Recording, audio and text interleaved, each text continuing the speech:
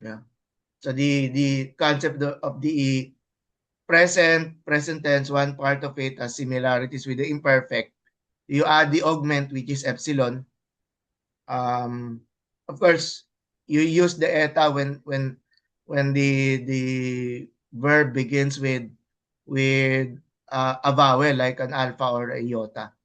And then the imperfect, as we are discussing this morning, imperfect has a similarity with the second aorist, and you will see that in a bit. And but when we look forward to chapter 23, first aorist is really different from imperfect. That is of course part of the problem that we have to endure is the problem of memorizing the terms or the endings. Okay, we may skip to this. So the overview, in this chapter, we will learn that the aorist indicates an undefined action, usually occurring in the past. For now, should be translated with the simple past tense in English. I ate, not I was eating. You remember the difference. I ate is what we call the aorist, the simple past tense. The imperfect, yung I was eating, is in the study of Greek refers to the imperfect tense. In English grammar, we call that the past participle. So Greek has two ways to form the aorist. The second aorist uses the unmodified verbal root for the aorist tense stem, which will always be different from the present tense. And then the second aorist is formed by using an augment, second aorist tense stem, connecting vowel, and then secondary endings. Teka lang ha. What's this? Okay, the past tense of an English form is formed one or two ways. A regular verb forms its past tense by adding ed. I studied all the time. I studied all last night. An irregular verb forms its past tense by altering its actual stem. Usually the vowels change. I eat breakfast every morning. I ate last night as well. As far as the meaning of the verb is concerned, it makes no difference which pattern is followed. Swim and swam would have the same meaning. If the former, which is, of course, we do not use that, swim, if it were a real word.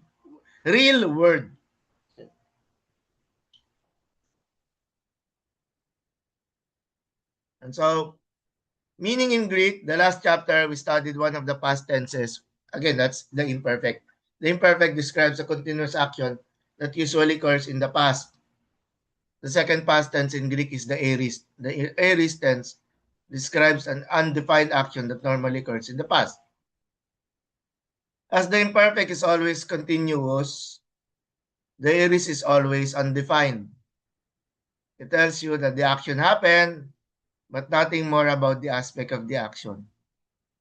This means you will normally translate the aorist with the simple form of the English past tense. I studied, not I was studying.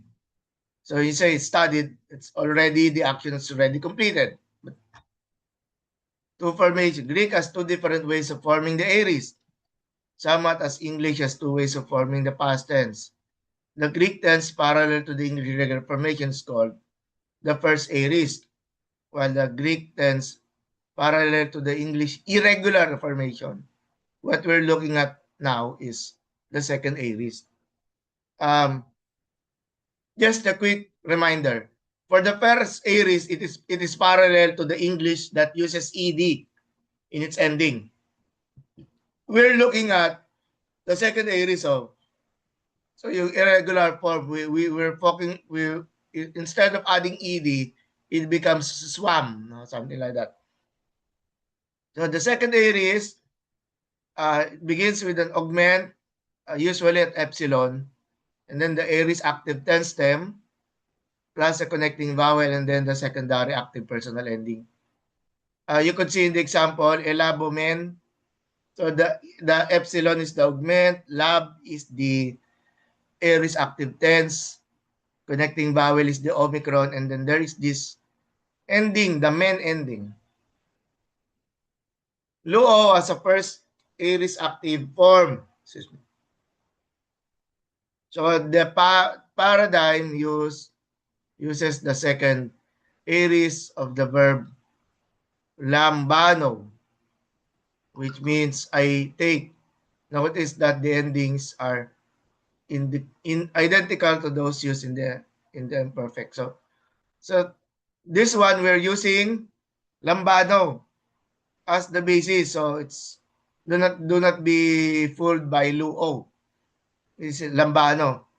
What Mounts is trying he was trying to say that luo is part of the first aorist tense, while lambano, the one being used now, is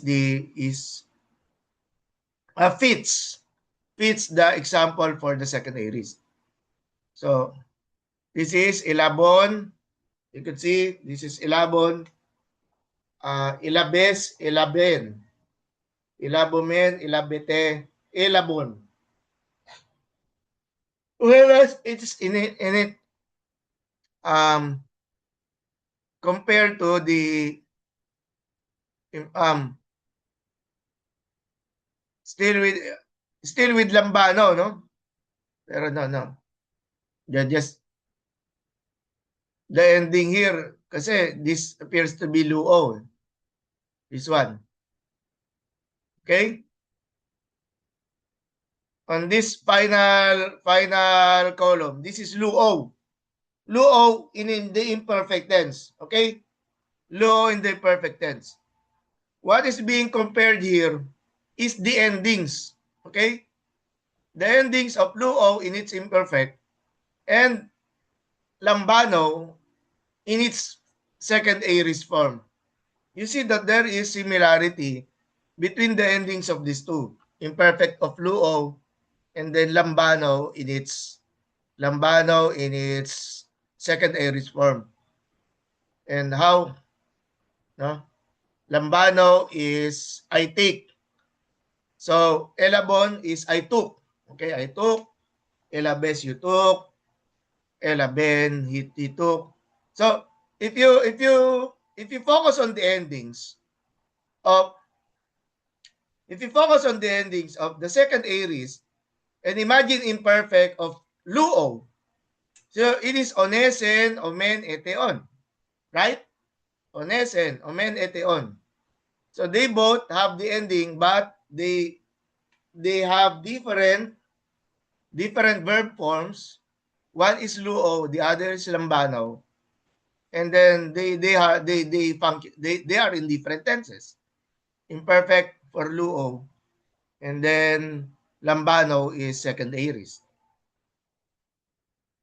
So the augmentation for the aorist follows the same rules as it did with the imperfect. Okay, that is for the second aorist. Just to make it clear, tense form, the aorist active form is listed in the third form of the verb in the lexicon. So lambano, lempsumay. No, this is the passive of lambano. Elabon, elempsa, no? Elemay, elemoten, something like that. In the active voice, a second aorist will always have a different stem from the present because the root will always have been modified to form the present tense stem. Otherwise, you could never distinguish an imperfect from the second aorist. This sometimes involves a drastic change, such as when the verb uses different roots to form its tense stems. Lego becomes apon. No, how did that happen? Lego and then the aorist is apon. Well,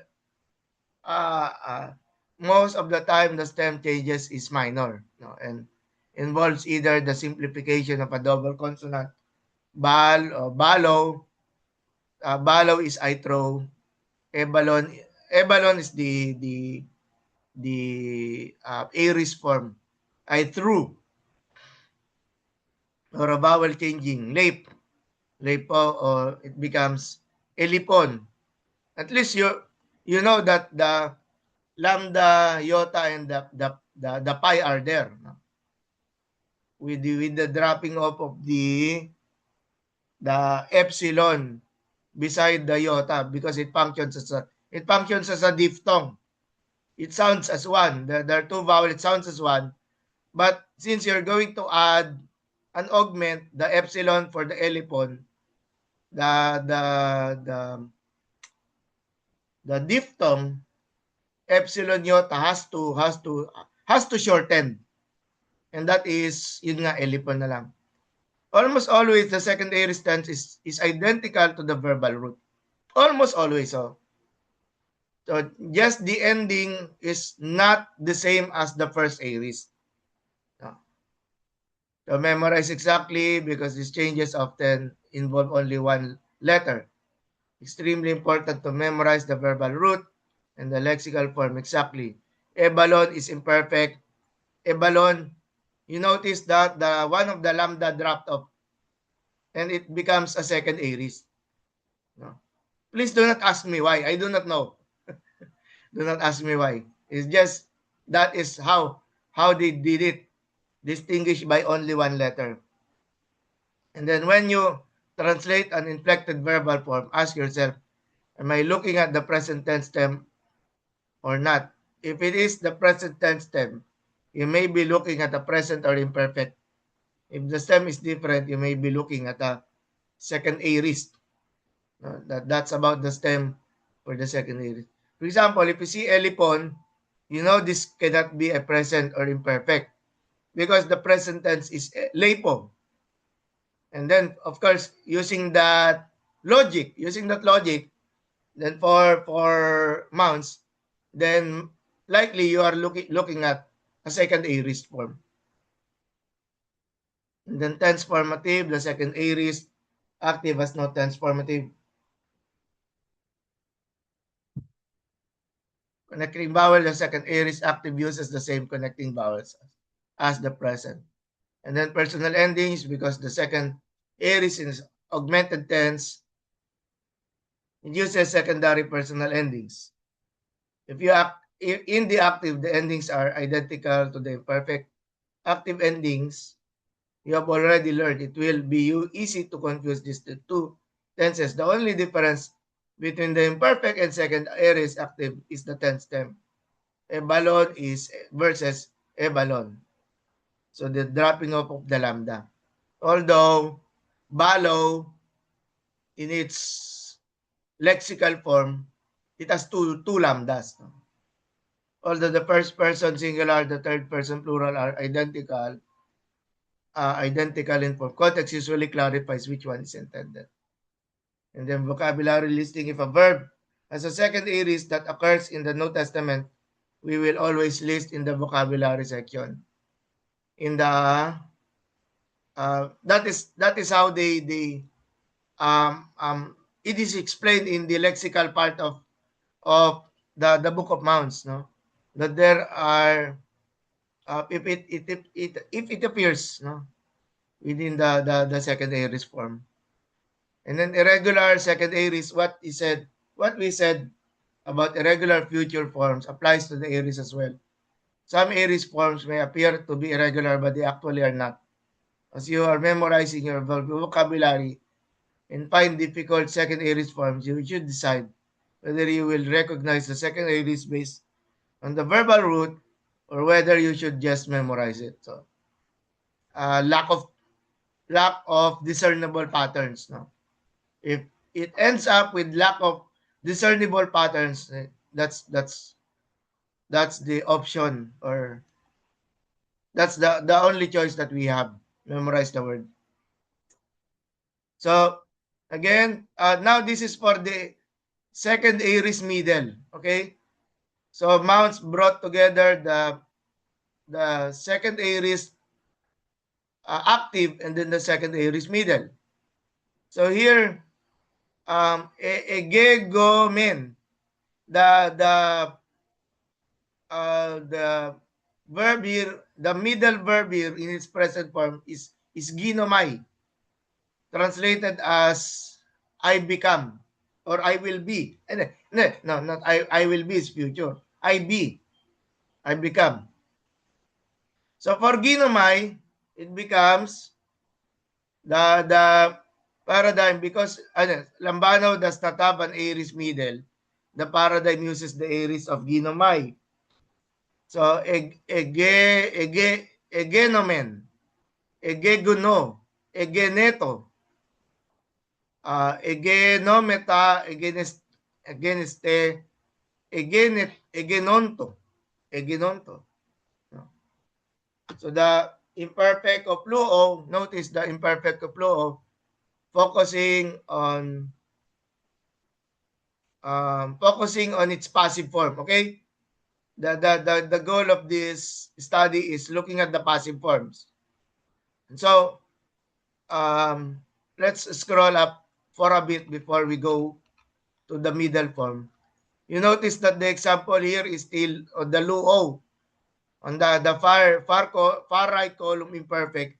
Eloon, elue, elues, elumen, eluen, elomen, eluete, eluon. But when you look at the second middle,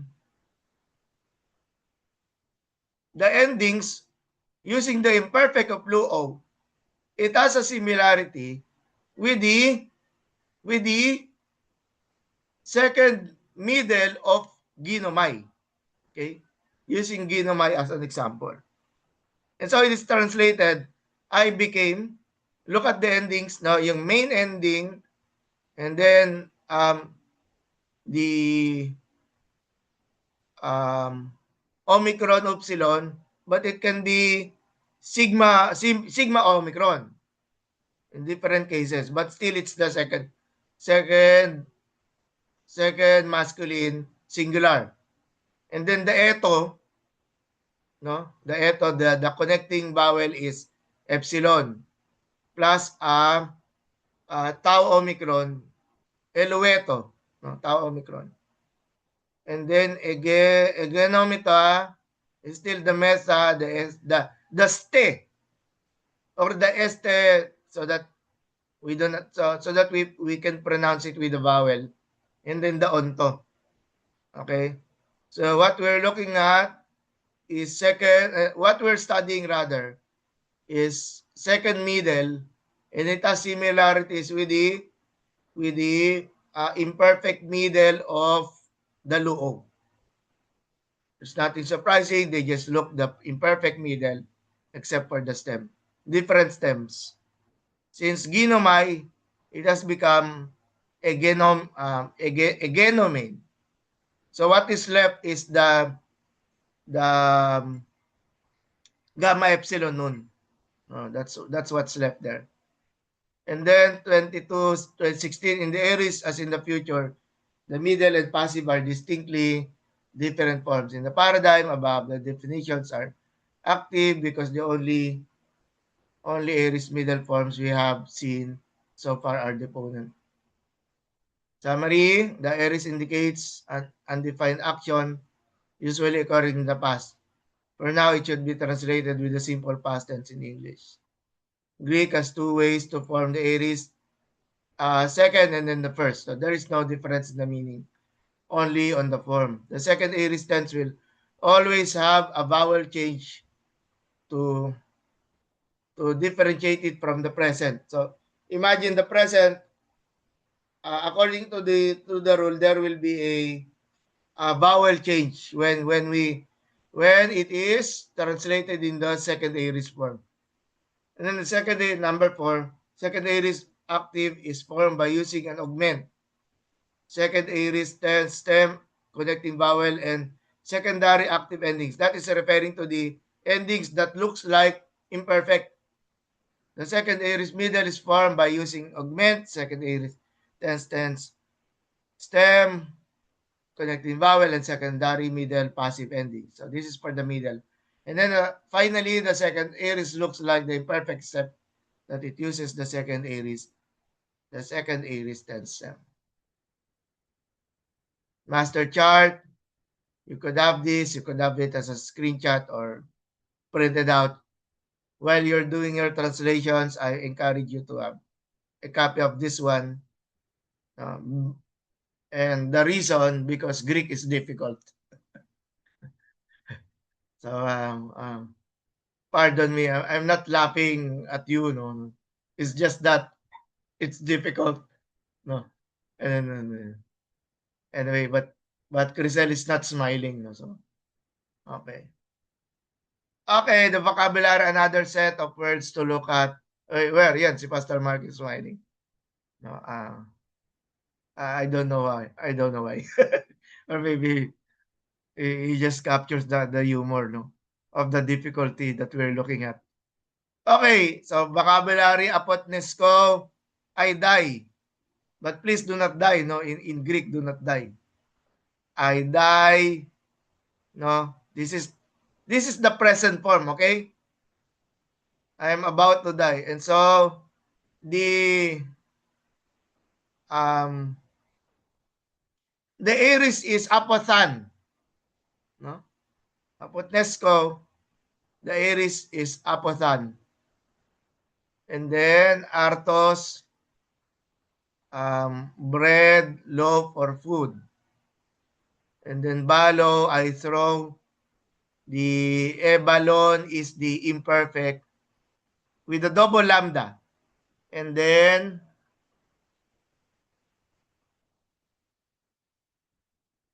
sorry. I need to be excuse me. I need to be corrected on this one. So the apotnesco is ano deponent. It is a deponent. It looks like a passive form, but it looks like a passive form, but it's present in meaning. So the aorist, the second aorist, first person singular is this one. Apotanomai. Okay? Apotanomai. So, apotan in the parenthetical is imperfect. Apotan is imperfect. Very different from the apotnesco. So, apotanomai is the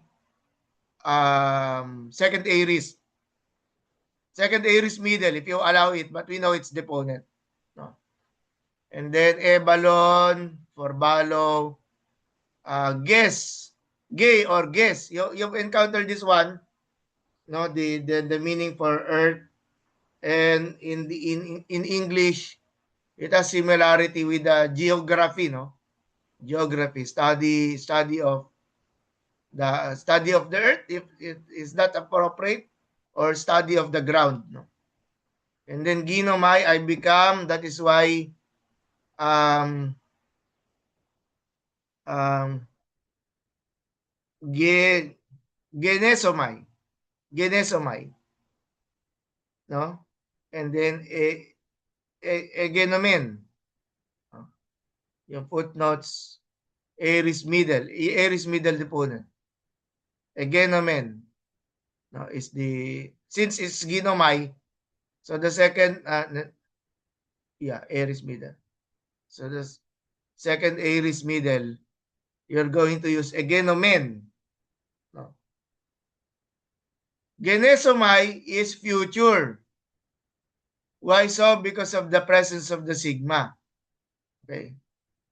And then, eserkomai, I come in or into, enter. This is a compound verb. The erkomai plus the preposition is. So it becomes aselton. No? Aselton. The future is aseleusomai. No? And the presence of the sigma there, no, it's future. So aselton is the aorist. Root undergoes ablaut, dropping off. No? So aselton is the second aorist. And why so? The ending is similar with the imperfect. No? The ending is similar with the imperfect. Onesen, omen, eteon. No, omen, eteon. And then exercomai, following the acer with the different prefixes compound, now it becomes the echo, the exo rather. So it becomes exelton. This one, exelton. So that is the second aorist. And then eti, still yet, you've encountered eti before. Eti, still yet, or even. And then Eurisco, I find. No? And then um, the second aorist form of Eurisco is Euron. Okay? Second aorist first person is Euron. And then Eureso is the future tense. And then Lambano, I take, receive, elabon. You've seen that in the example provided. Elabon is the second aorist form. Ute is and, not, or neither. Ute. And then prosercomai is I come or I go. In its second aorist form, it's proselton. Proselton. So do not be deceived by the sigma because it's actually part of the prosercomai. It's not future tense. No? The future is proseleumai. Proseleumai. And then proseukomai, I pray. The second aorist form is proseuxomai. No? Proseuxomai. And then pur is fire. Puros is also fire in its neuter form. And then some review. Ginosko, aeris is egno. Egnon. Ekbalo is ekbalon. Single L, single lambda. And then echo is eskon. Okay, echo has become eskon. And then erkomai is elton. Lego is apon. Oraw is adon. I know. Oraw is I know. Adon, I knew. And sunago, I gathers. Sunegagon. Sunegagon is aorist. It's almost very close to the synagogue word. And then you already know that oida is perfect, meaning Eden. So Eden, so this is what we call for the second aorist of oida. No? Eden, Ades, Ade, Ademen, Adete, Adesan. Okay. Again, that's a very different form for the second aorist ng oida. Okay, undefined versus punctiliar. One of the primary areas of confusion in Greek, or we say people would be debating on the syntax of the verb, whether it is undefined or punctiliar. So let's study that. The English punctiliar describes an action as occurring in a single point of time. And then it was not repeated. No? The tidal wave hit the boat. The Greek undefined is not punctiliar. It tells you nothing about the action of the verb, except that it happened. It is interesting that Luke's version of Jesus' statement we mentioned in 15:17 is a little different from Mark's. He says, if anyone wishes to come after me, let him deny himself and take up his cross daily and follow me. He includes daily to emphasize that you do not pick up your cross once and it's over. Huh? Does this contradict the Markan account that simply says take up? No. Both Mark and Luke uses the same undefined aspect when saying take up.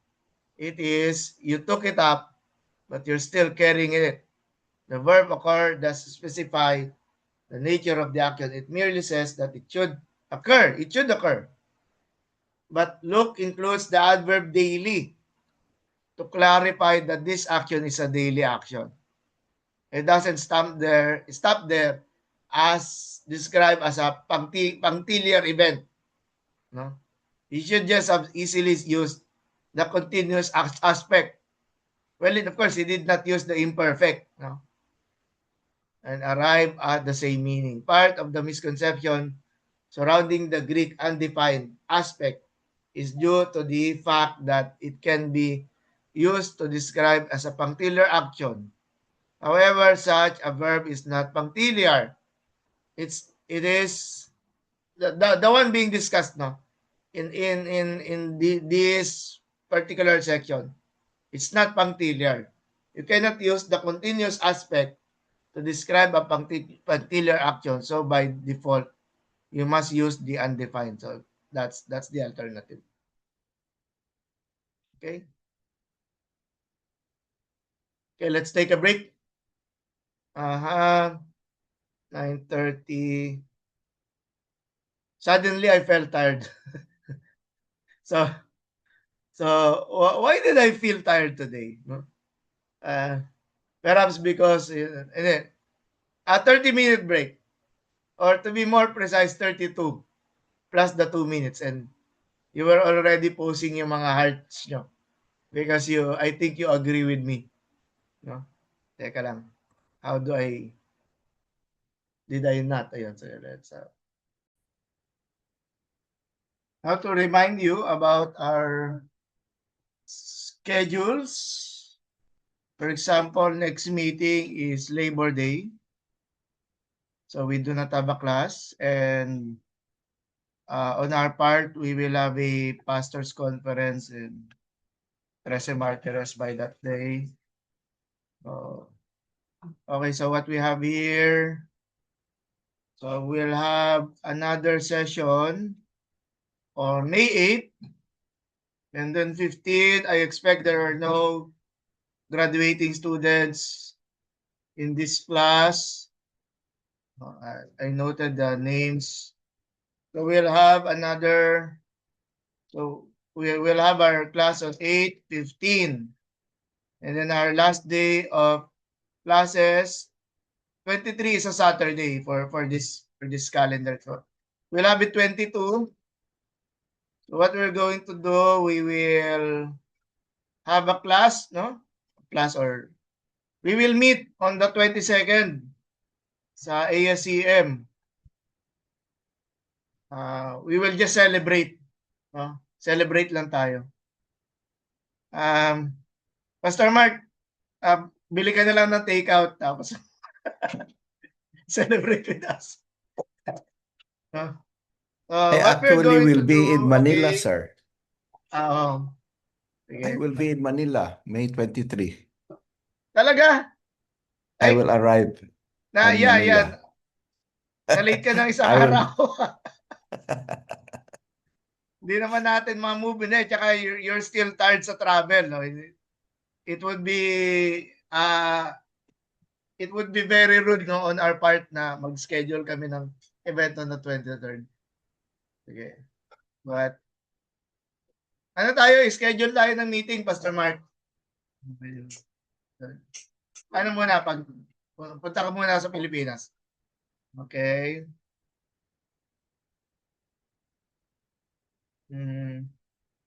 Yung pala sa schedules that you've seen. So May 8, we will be discussing first aries, no? Today, second aries, we'll discuss first aries. And then 15, we will just do a review of the exercises. We'll begin, and then 22nd, we will celebrate the end of Greek, no? Kasi dalawang courses of Greek lang for these students sa ASEM. And then, yung mga final submission, it can be on the 29th. So to give a lot of time for you. And of course, Mama, you can also feel the end of the course kapit tayo is okay. The computer recording is on. Teka lang, share screen.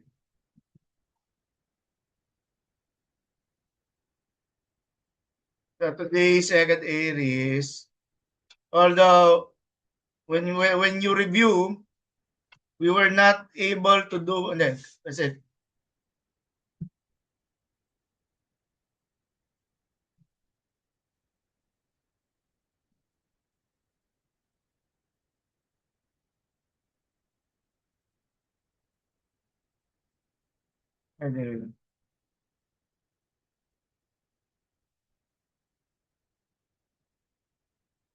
the second aries.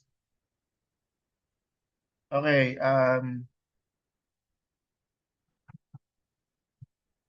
let's begin yung order. Crisel, mauna ka. Followed by Paul Christian, then Pastor Gerald, then Pastor Isaiah, si Jeff T, si Pastor Mark, and then si Pastor Saida. And then, balik tayo. Crisel. Hi, Doc. Good morning. Hello, morning. Good morning. Basa Greek, translate Greek. Okay. Well, I'll read first. Helten, proston. So, Yesun. yes. So, I think, sir, the pros is toward, right? Or to. Yes. Yes, Toward it's or G to, plus. simply to. Yes. Yeah, to, okay. And then, I think the Aries is Helten. It is. Since the ending is N, and it's third person. Yeah, third person. But I don't know the Hilton. Yung Hilton, he went. Ercomay yun, Ercomay. So he went. So he went to Jesus. To Jesus, good. Next, si Paul.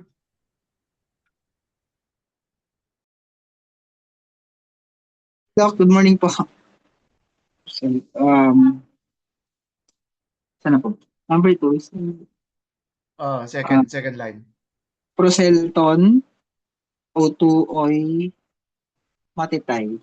So, Matitay is disciples, right, sir? So, yes, the disciples. And we know that it is the nominative. So, we know this is the subject. Okay po. So, the disciples, Proselton is, Proselton. Proselton. So, is it come, sir, or? Going. Well, come and go is, of course, depending on where they are heading to. So, the stem is prosercomai. Okay, prosercomai. Prosercomai. So, the first example, yung kay Crisel was ercomai. This is prosercomai. There is this added attached na preposition. But practically, it just denotes yung direction. Okay po. So, the disciples came to him, sir? Okay, wag came. Or, Went na lang, went. okay po. So the disciples went to him. Yun, the disciples went to him. Yeah. Auto is dative. Third person, it's a preposition. So, him. We'll just assume that him is Jesus. So, okay. Mm. But of Thank you, course, sir. there's walang context yung ano. Okay, thank you. Pas Gerald, third line. Third line, sir. Ebalen, autos esten gen. Then, Ebalen. Place ba? Ano kaninang word? This is our new word, eh?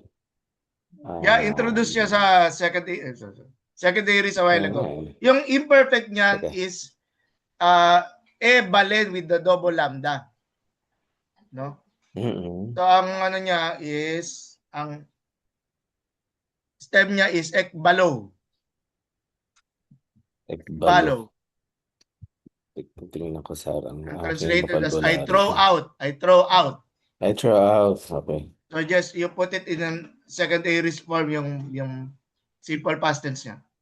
I throw out. So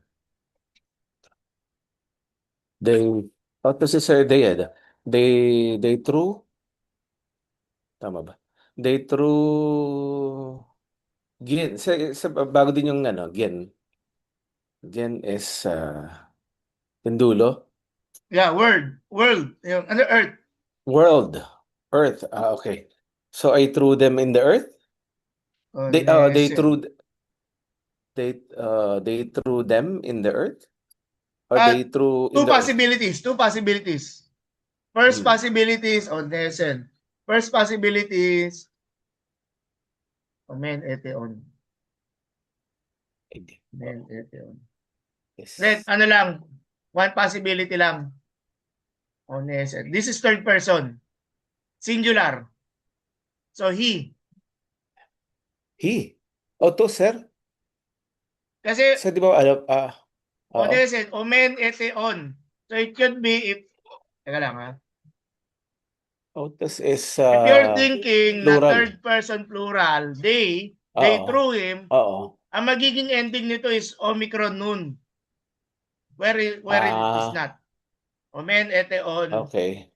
Ano. Onesen, omen eteon. So that's third So person singular. They threw him. He lang, he. He threw pero them? plural, them. Oo. He threw them in the earth. Or in the ground. Or in Pwede rin naman in the ground. in the ground or That's earth. Pero earth ang direct translation ng Gen, sir. Yes. Okay. Sige. Pastor Isaiah? Yeah. Pneuma Hagion Elabete. Yes, and then there is a question mark. So Yeah. we know that the sentence is a question. Sige. Pneuma, the Holy Spirit. Holy Spirit. So elabete, what is elabete? Elabete is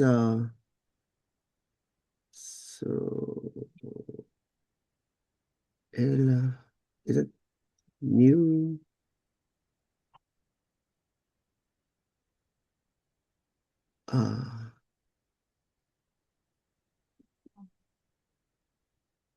Get. Okay, let's look at the list of vocabularies. It is Not in that. lambano. Okay? Elaban. I receive. So do you? Second person, plural. Did you receive the Holy Spirit? The Holy Spirit. Good. Okay? Did you receive the Holy Spirit? Elaben. So, yeah. This is a different word, no? Ebalen. No? Do not be confused. It's ebalen is from ekbalo. And then elabete is lambano. It's from lambano, okay? Okay, thank you, Pastor Isaiah. Si Jeff T. Yes, sir. Morning po. Oo. Oy, oy prophetai aphetanon.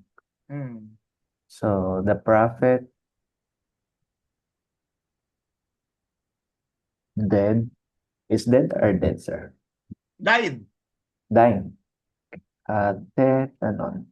Aphetanon.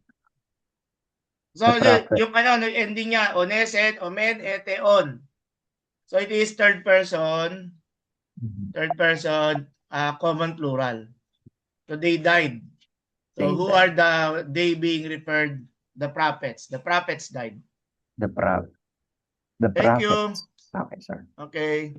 Warm up pa lang naman to, warm up. You'll see more. There's more to come. Si Pastor Mark. Yan. Pagkatapos ni Jeff T. Ito.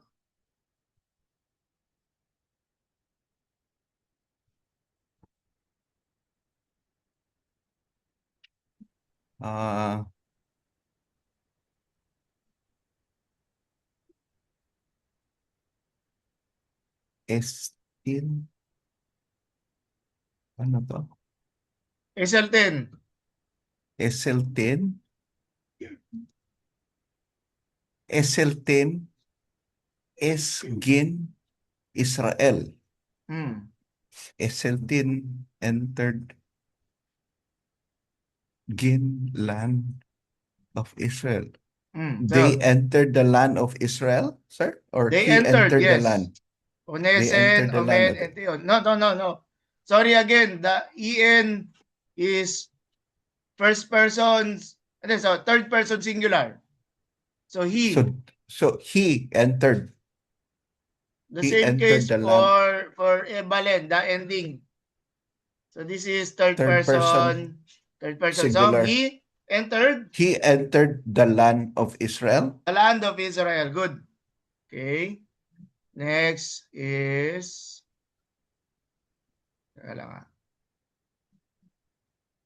si Pastora Zaida.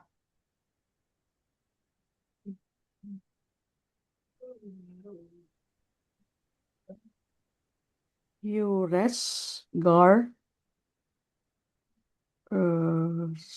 Saren, Karin.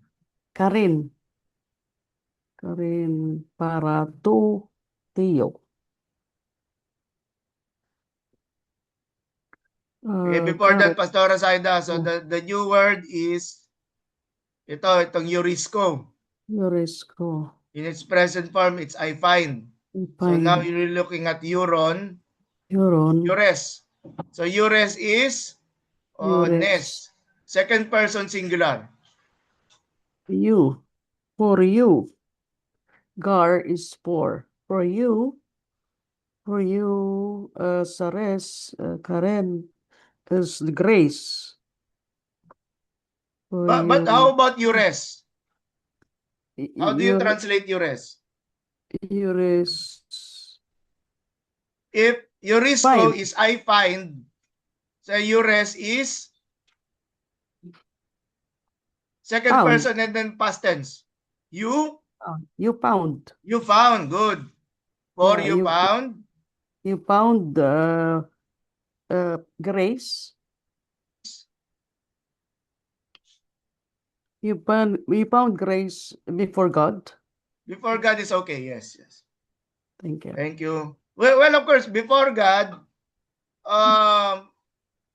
sometimes English demands it becomes you rest for for you found grace from God, no? Para can be in this case, no? Para plus dative. Okay, thank you. Thank you. Sige, mga more complicated ones. Sige, Crisel. Basa. Pala. Christos. Apetanen. Super. Ton. Amartion. Hamar, no? Ano to? Rough breathing. Hamartion. Yeah. Hamartion. Hemon. Katatas. Tas grafas. Oh. So Christ. And then this. Okay, a new word. Ito galing ito sa apotnesko. Ito, apotnesko. I die. No? Died. Kaya, So, Christ died. Christ died For? Huper? for hamartion hemon. What is Christ that? died for Our sins. our sins. Grafas is scriptures? Or Yes, scripture. Sige. How about katagas? Tas is practically ano lang. Definite article lang siya ng grafas. Kata can be translated as died for according. according. Christ died for our sins according to the scriptures. That's grafas. Okay, thank you. Thank you. Next, Paul. Sir. Okay po. Sino po ba? Ito. Kay Excelton oy matetay kay Elton is then Pauline kay Euron kay Katos Ipen Otoy. So sir, Eligon sir is when or so Kasi this meron sir- siyang X eh. Well, how do we make up of this preposition? So out. So likely, he went out. Okay po, went out. So, matetay sa then so it's hard. So they kay matetay kay I forgot that. So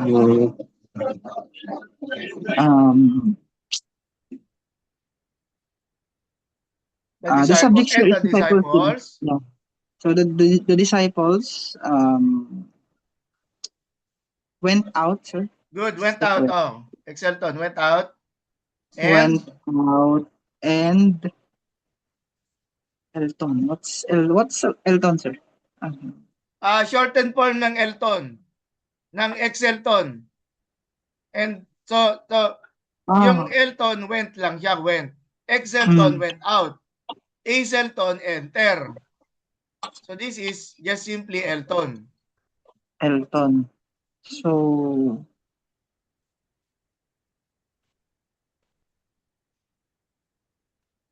it's the disciples Notice okay. that they are using the same suffix. So we could say that they're still referring to the hoy matetay. Sige. The disciples went out and what's that, sir? Elton. Went. So mga dito, they went. They went where? They went eastern into Good. They went into then Pauline is city. Into the city. Into the city. Yes. And then another of this on endings here. Oh no. It's another time. Yeah, yung Euron. Na-discuss ito ni Pastora Zay kanina. Hindi ko makita yung buka. Yung Eurisco. I find. So, tinatawanan ka ni Crisel, oh. Ganyan yan, sir. Because you said, oh no. Scholar yata si answer. Okay, sir. So the disciples went out And they went. And they went into the city and find, sir, or is it Hindi, kasi aorist ito, so found. Past tense. found? Okay. And they found. Past tense. And they found. Ano po yung natagpuan nila, sir? They found. If the context is yung looking for the donkey, well, before the triumphal entry, likely it was the donkey. Wala nga lang tayong it. Here, para sabihin natin, to make it acceptable in English, we could add yung gloss ng it, no? And they found it.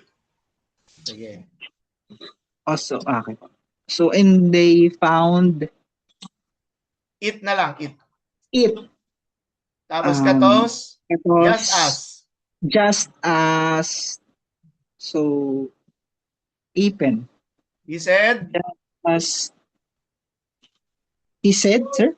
Oh, he said to them? He said to them. To them. Sige, To them. read the entire line. So the disciples went out and they went into the city and they found just as he said to them. He said to them. Thank you. So in this case, you could add yung gloss na it, no? They found it. Kasi nga, ganun talaga. What did they find? What did they found? Sige. Thank you, Paul. Pastor Gerald. Yes, sir. Saan ba tayo? Kai pone geneto ekton uranon su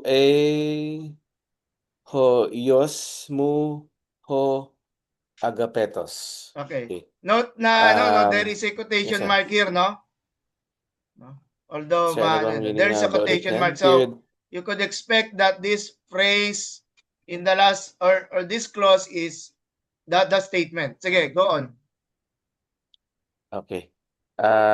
Kay pone geneto ekton uranon. And on pone is sir, light nga ba? And the light And the voice. Voice po. Yung pone, it could be voice or sound. Pero of course, when we say voice, it is something speaking. Kung sound, it can be thunder or ano, no?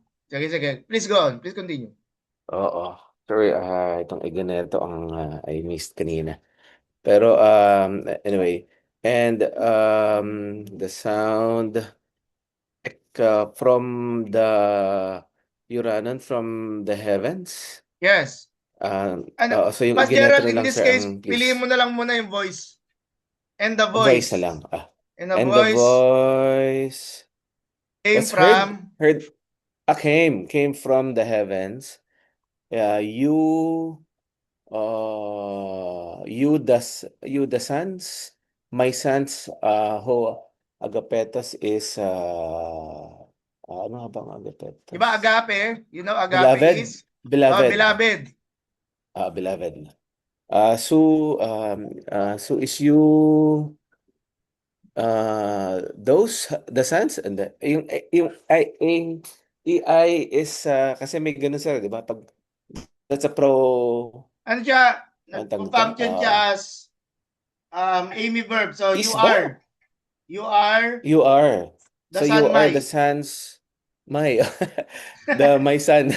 You are my son. You are my sons, my beloved sons. Yan. Singular my beloved son. Yos, no. You are my beloved son. Beloved son. If you speak it poetically, you are my son, my beloved. Okay. Anyway, but of course, you are anyway.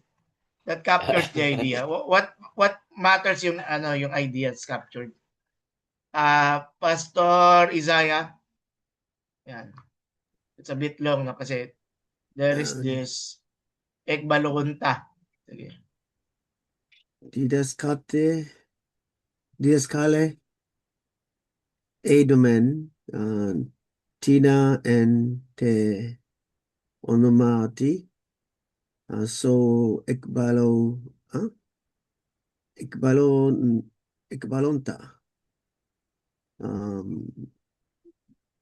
Daimonia. Daimonia.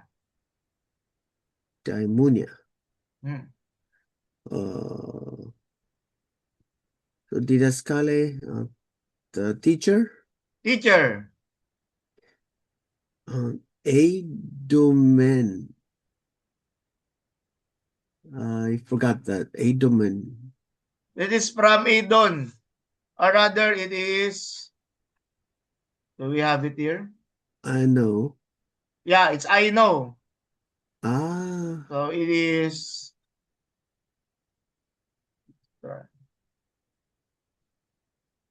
Yeah. So it's supposed to be ginosko eh. But anyway, so we know of Adon, first person plural. So we know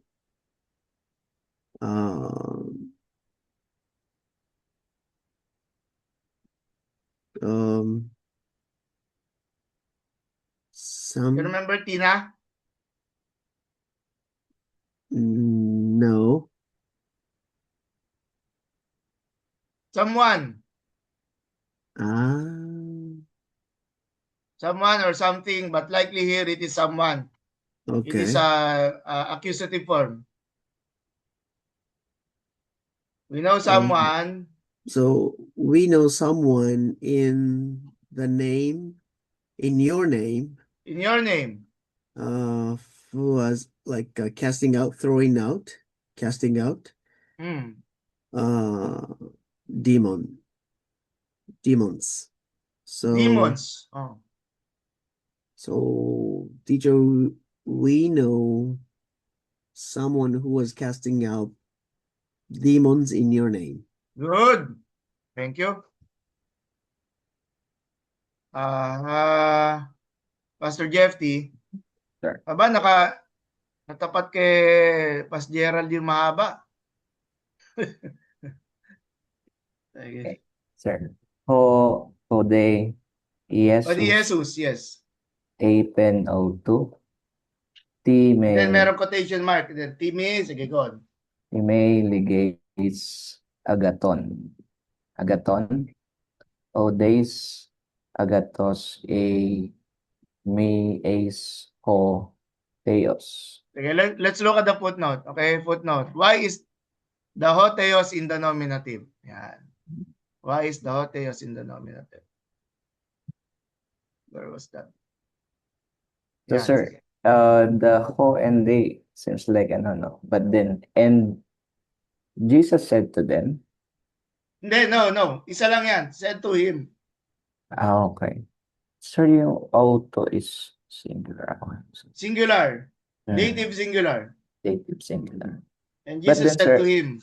Yung ho and they, it is sometimes almost the same yung translation. Kasi yung they but, no?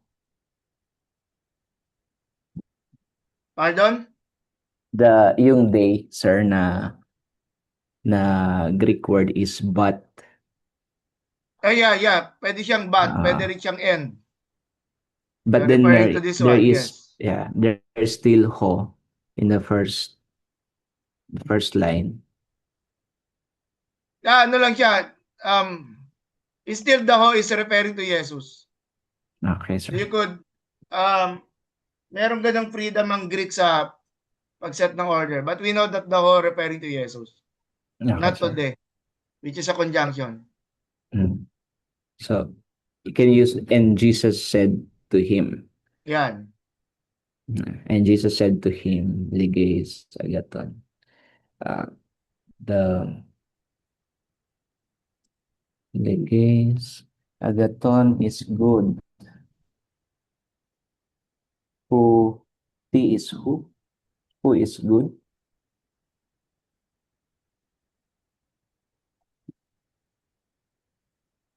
Is that right, sir?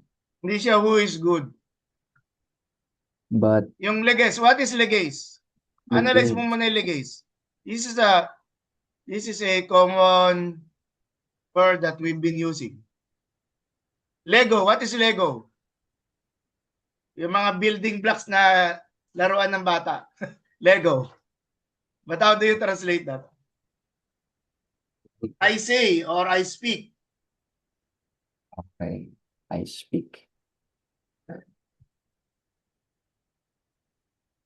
To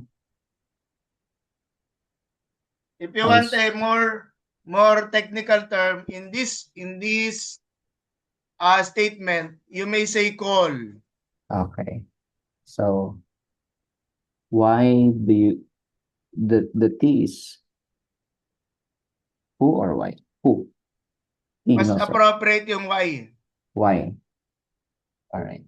Why? Why do you call me good? Yan, why do you call me good? Yeah. And then, All days agathos. All days. Is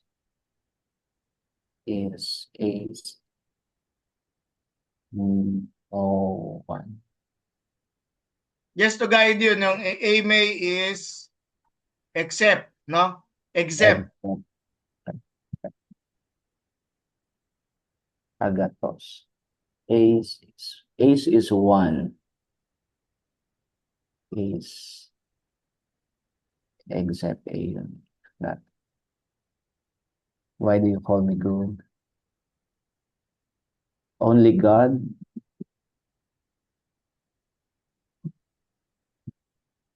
Kaya nga may, if you're translating it as only, that captures the idea of may.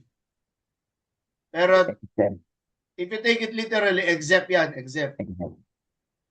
So, days. How do you make up of days?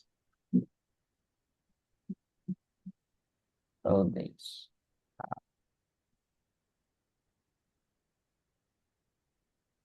No one, sir. No one. Yes, no one. Yeah. No one is good. No one is good except God. Except God. Thank you. So, the entire line. Entire line. And Jesus said to him, why do you call me good? No one is good except God. Except God. No. Okay. Thank you. Pastor Mark, compliments. Mahaba. So, Excel 10, Kai, Apple 10, yes, Erimon. Tupon, Kakai, Proseo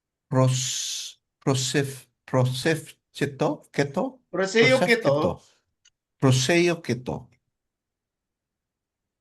Kai Enron, Autun, Kai, Legosen, Autu Oti, Pantes, Zetusin C.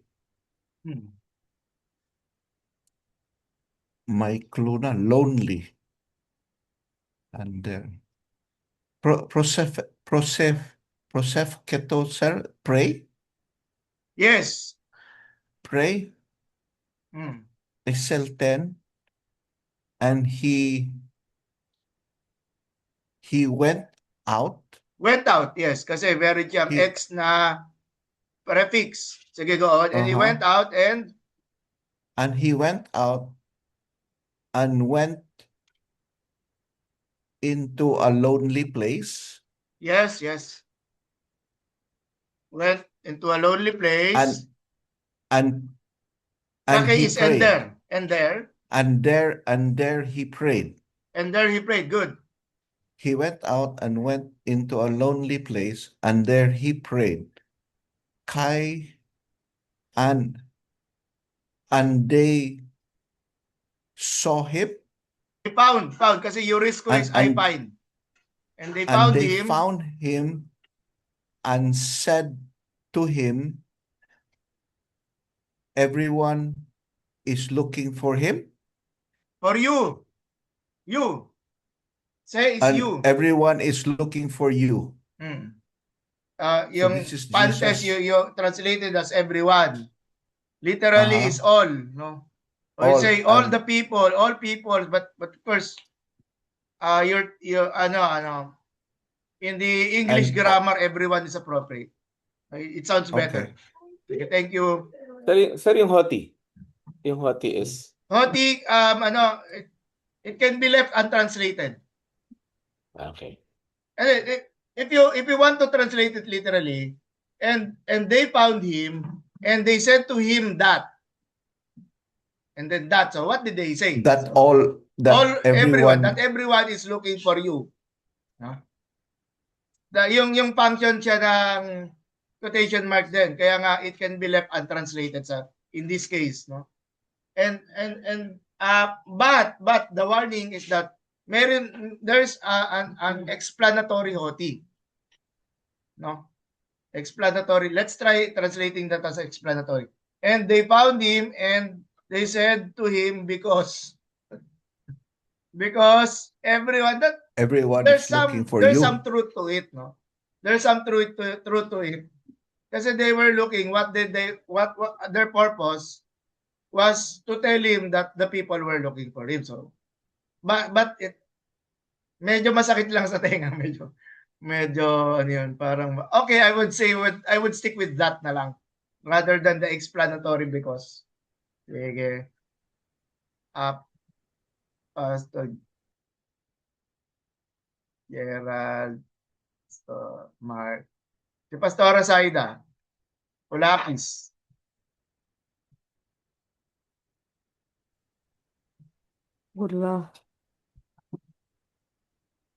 Ulakis.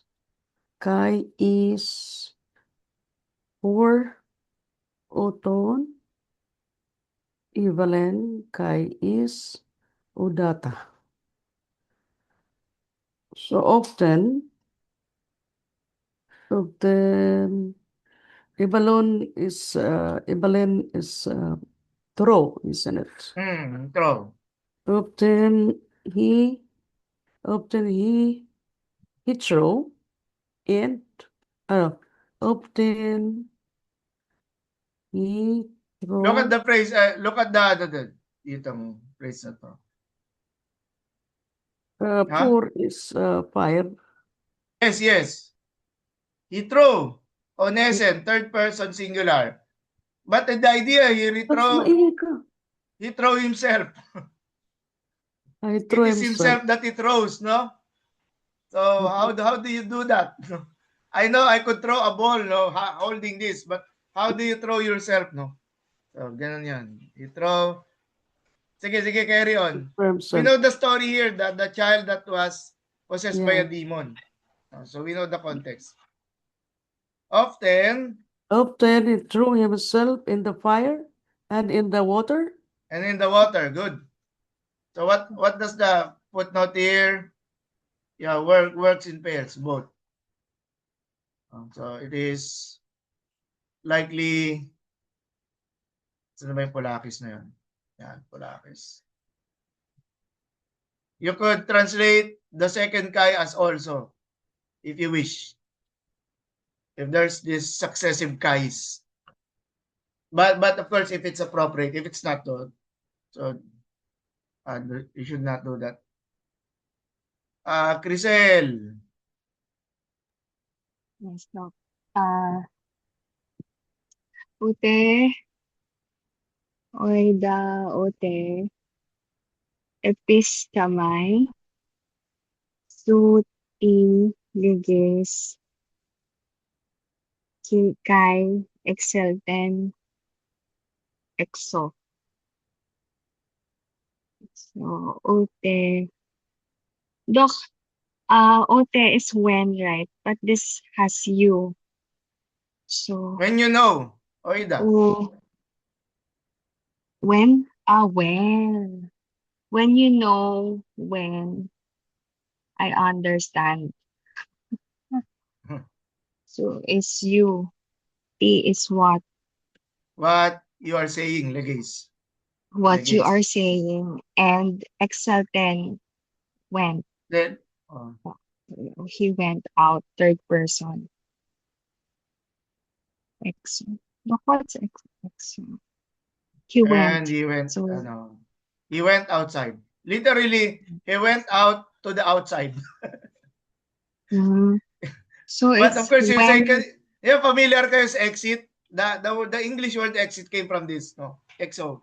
So, Exo. but of course, we will not use, and he went out to the exit, no? That's not Went a outside. fair translation of exo. Sige. He simply just, he went outside. No? Went outside. Okay.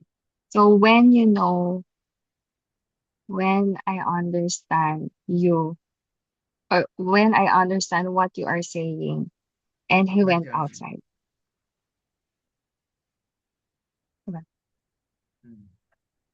And he went outside. Okay na, Doc? Sige. I'm just trying, nag-stop lang ako dun sa, yung repeating ute, no? When you know, when you know, when I, okay. or the when I know, when I understand. Because in the sentence, I understand, but for me, I do not understand. Why is the sentence this way? Teka lang, quick check lang ng ng OT. Omicron tao.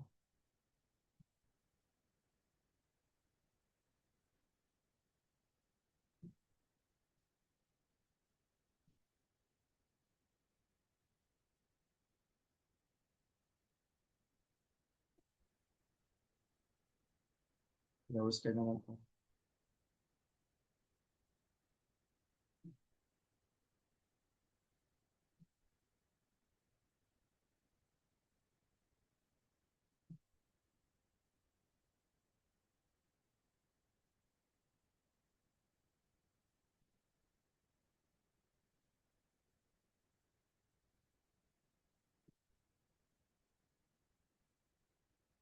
Not pala, you not, no? You do not understand. You do not Neither, know. sir. Neither do you understand what you are saying. Okay? So, Sir Ute is not. Itong kaya nga siya, ito, not or neither. Point 87. Okay. Alright. You do not know, neither you understand what legay. What you are saying. And he went out, na bad trip siya. Na bad trip siya. Walk out. Oh, nag-walk out. Sige. So that's a millennial understanding, no?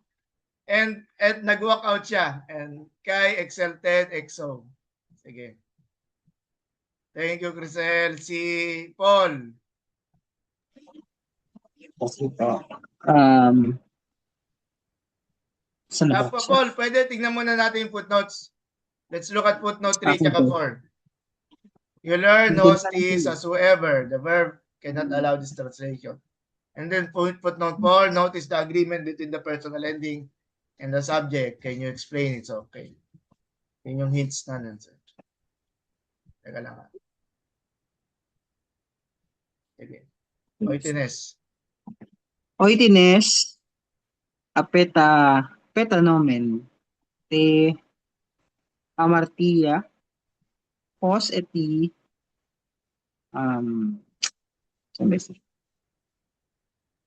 Zeisomen, en ote.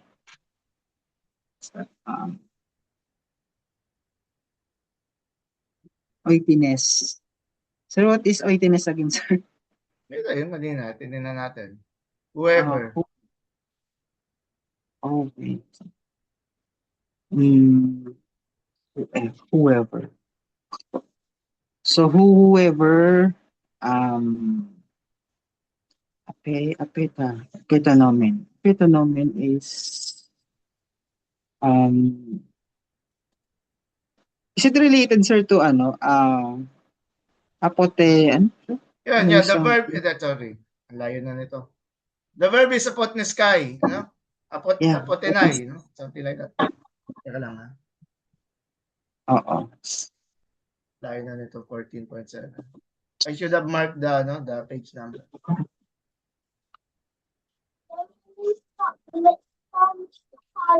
So, Okay, it is related to word die. So, okay po. and this is first person plural. So, we die. So, okay po. We died rather. Kasi aorist eh. So, so we die. Te amartia is sin, sir. So, to sin. Pwede rin siyang in. Kasi dative eh. Die in sin, sir. Oh. In sin. Pause. Pause. Pause is okay. So, it is yet or still, sir, di ba? It pause is what, sir? Kasi, In this sentence, it could be used as who. okay. So, who it is still or yet? Tama ba, sir? Ah. Who still sesomen is Pero tingnan ko nga, yung post, it could also be how eh.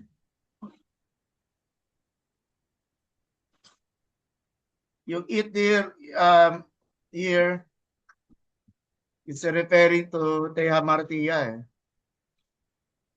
No? And then notice the contrast between death and then live. So, ano guys? Kuha na? Pwede nga yung poses, of course, your choice is either, is it house or why, should, who. Mukhang ang why ito eh, sorry. I hope I'm not confusing you. Okay po. So why still? Parang ganun, sir. Why still sesomen is forget it, sir. Sesomen. We live. So why still we live? We live in it, sir, or Yes, in it. In. And you've seen naman that it, aute, it's feminine, it's singular. It's referring to Teha Martia, which is also feminine singular. Okay po. So, okay, sir.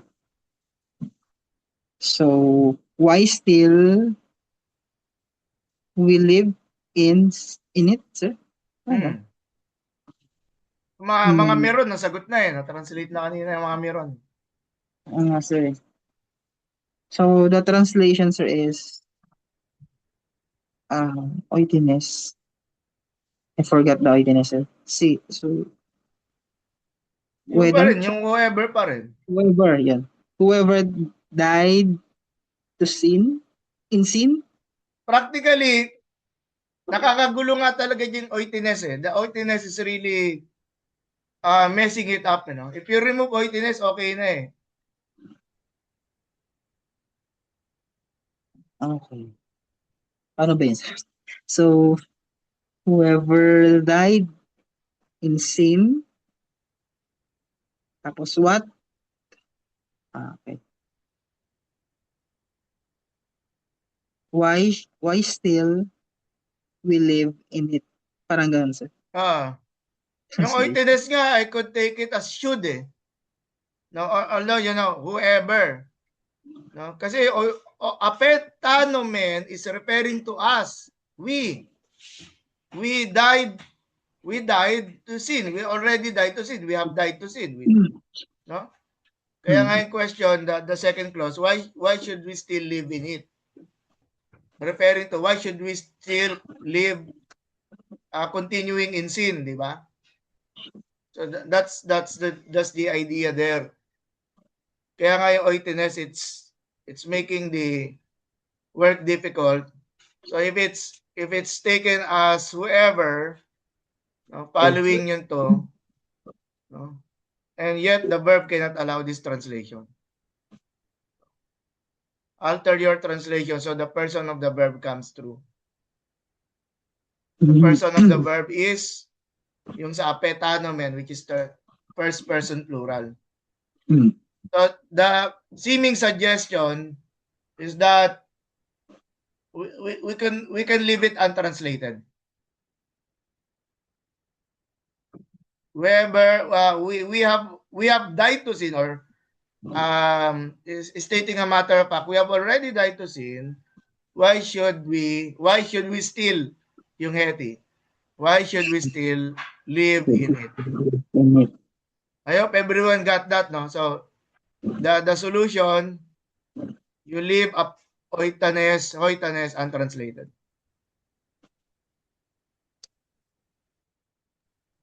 Is this oitanes is a foo or whoever? So can I translate that the we who died? We who died. That can be taken.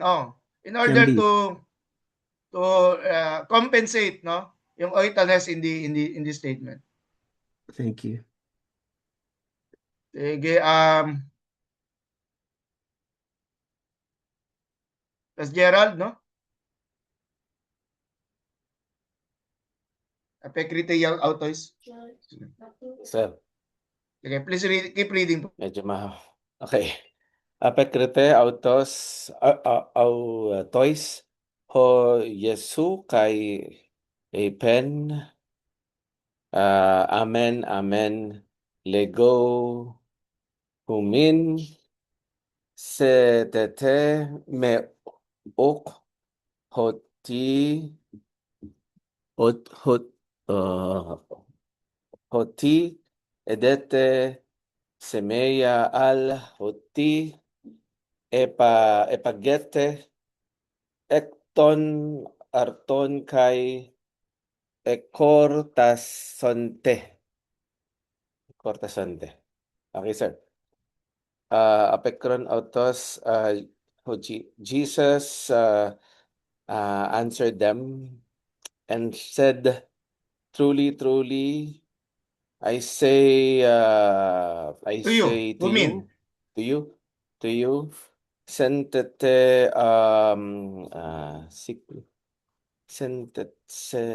setetes sikminat. You seek me not because, hoti. Now there is explanatory hoti. Or you, okay. yeah. Because You are seeking for me, not hoti edete. Not because the signs is semeya, miracle, or signs. not because edete is iso. Yung edon. Yuso. No. Ang edete is you know. Yung edon is I know. Okay. I knew. Ang so is you knew. Blepo sir pala ang iso, ano? May pag may pagkagano, yeah. Blete. Blepo is you saw. Dito you know, you knew. So ito is you knew. You knew the signs, but because another explanatory hoti. Because you ate ecto from the bread? From the bread, plural, yes. From the bread, and you were satisfied. And you were satisfied. Apekrite autoy su Jesus kay Epen. Amen, amen, lego humin.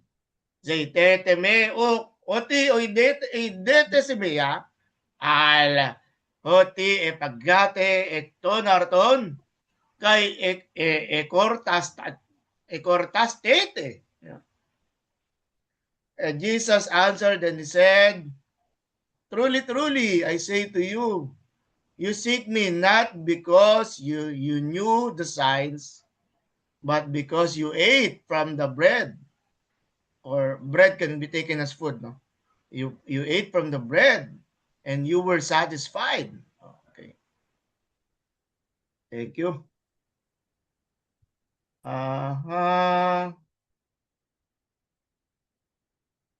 Pastor Isaiah, this one. This is for you. You'll be the last to do a translation. Okay. Ento oiko and huoi mathetai to arton apotes keiros to Yesu elabon Apen sun alelois kaitu kurio olten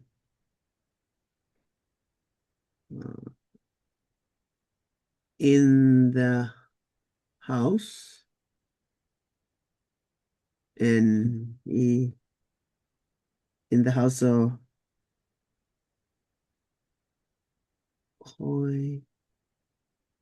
of the disciples. Yeah, the disciples. And then we look for the verb. The verb is elabon. So we know we know who is, and then so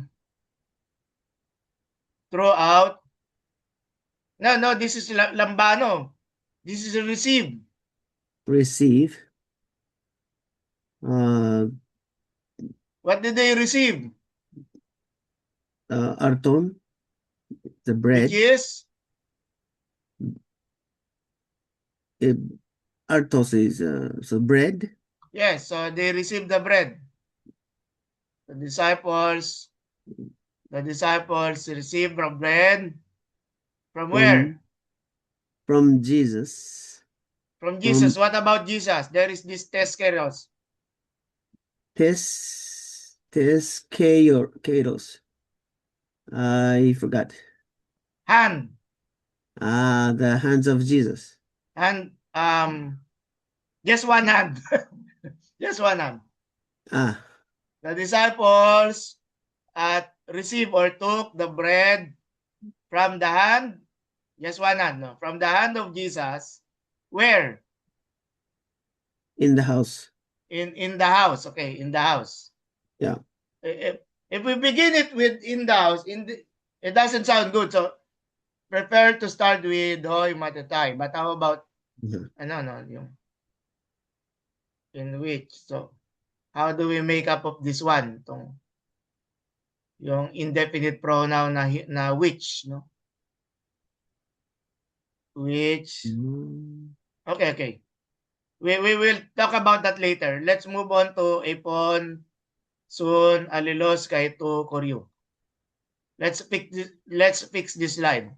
Then we will go back to the ento oiko. Okay. So epon soon. So they said with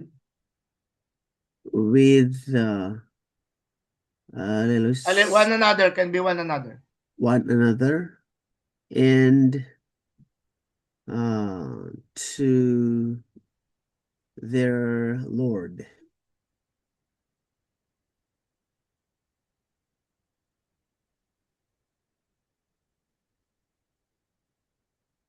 We could perhaps I don't know. So what's epon again?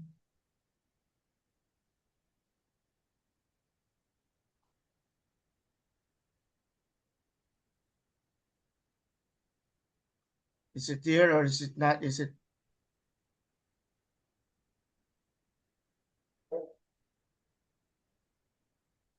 How do you translate apon? Yeah. This one? Huh? Apon. Say. Apen. Eaten. Huh? Ans. Eaten. Onesen. He ate with one another and with their Christ. With their Christ. With the Lord. With the Lord na lang. No? And kay with their Lord or with their master. No? Kasi auton, this is more possessive in this case, no? Third person. Plural. Okay, so the disciples took the bread from the hand of Jesus in the house in which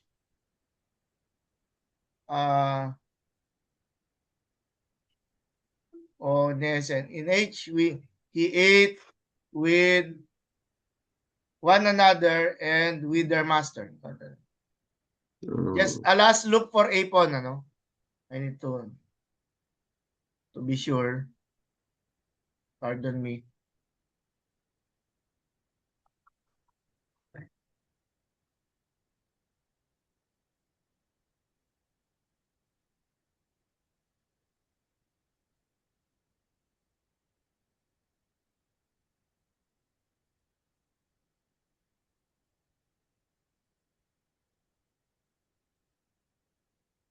He said lang. He spoke. Yes. He said with, Hindi, patapos na kami. Okay.